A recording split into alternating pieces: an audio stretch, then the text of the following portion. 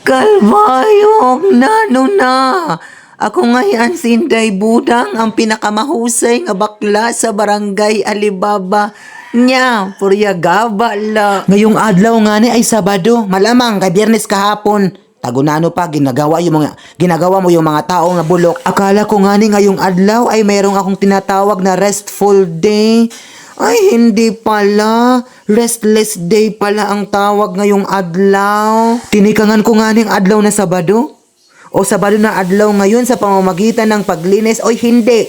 Nagmata muna ako at nilukot ko yung mga bandig ko muna bago ako magsitayo at nanilhik dyan. Tinikangan ko nga ni ang pagsilig sa ikuan sa second floor namin. Ay, second floor, mayaman. Balitaw, may second floor kami, tinikangan ko ang pagsilig doon at malamang pagkatapos doon sa igbaw, lumusad ako at para magsilig naman ako sa baba.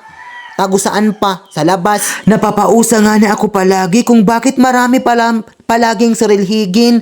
Kuan sa taas at saka sa baba. 2 beses naman ako magsilig adlaw-adlaw. At bakit pagsisilig ko marami pa rin akong nakukuan na sisikmit. Nasisikmit yung nasisilhig ba? Pagkatapos ko nga ni magsilig sa living room. Sa living room, mayaman. Sinunod ko na nga ni ang pag-vacuum ba? Kay para matanggal yung mga kuan, yung mga gugti na mga sarilhigon sa mga buhok-buhok na maaming mga misay. At isinunod ko na nga ni ang paglinis ng electric fan na yan, pero nang ibinilag ko, adoy daw nalangot talaga ako kaya hindi naman siya madasok-dasok doon. Kaya pinukpok ko na lang nang pinirit ko ang pagpukpok. Yun, nabasag siya ng guti. Kaya ngayon kuan siya pilay-pilay na siya ngayon. Sana hindi siya makita kay baka pagalitan ako noon. At ngayon naman for today's video, isinunod ko na nga ni yung pagmurumap-map, yung manual na mapping ba sa aming floor. Tago diin igmamap. Sa imukuan na wong kailangan talaga nating mapin yung floor. Mapin! Para naman matanggal yung mga dumidikit na hugaw na mga maliliit dahil kung hindi mo siya mapin, hindi man siya matatanggal. Pagkatapos nga natin mag-map on the floor, tinubungan muna natin yung aking kamisayan bago natin paliguan si Kuya Olaf. Dahil ang baho na bayan niya kay ang kanyang nakaraang pagligo ay noong nakaraang Sabado pa. Kailangan talaga natin paliguan yung ating mga kahayupan ba kay naiinitan bayarin sila. Minsan nga pinapaliguan ko yung aking mga kamisayan pero pasikreto lang yung kay baka dabalon tayo ng ating mga kuan ng mga parents ba kay ayaw ba yan nila magpapaligo sa mga kuan sa mga misay kay baka daw kuno kidlatan tayo. Huy!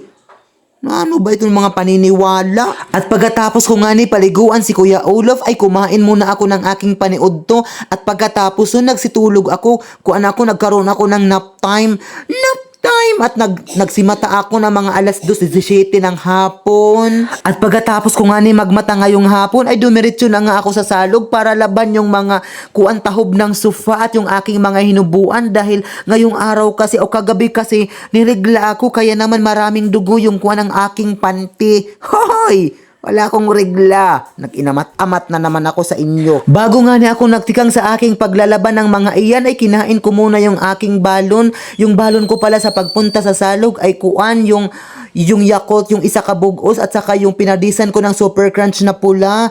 I swear, marasa siya. Malamang pagkatapos nating kainin yung balon natin ay kailangan na nating tikangan yung ating mga ralabhan kay baka magabihan man tayo. At pagkulop na kasi sa salog, marami ng mga gagat sa'yo katulad ng tagnok at saka lamok, baka maubos tayo. Kapag kinakagat kasi ako ng tagnok, sobrang sakit talaga sa aking panit. Pero kapag bugoy yung kumakagat sa akin, ang sarap sa feeling ng kagat ng bugoy.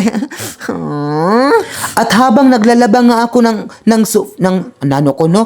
sofa cover ng sofa ay napapansin ko nga na yung tubig medyo nagtitagtaas na siya. Kaya naman nawindang ako. Kailangan ko nang mag-apura ng paglaba kay parang nagtitigtaas talaga yung tubig. Kung mapapansin nga ninyo yung mga kahoy dyan, yung lubi, medyo naaapawan na siya. Kaya naman nag-apura na rin ako sa pagligo. At mapapansin nyo nga dyan na yung kulay ng tubig ay medyo kuan na siya, brown na siya. Wara na. Nagsisinalmo ko naman yun pag ginakan yun. Di rin man natutuhay pagyakan. Nalangot nga na ako ng very, very light dahil hindi ko nakusis yung 2 kong bunay. Hoy!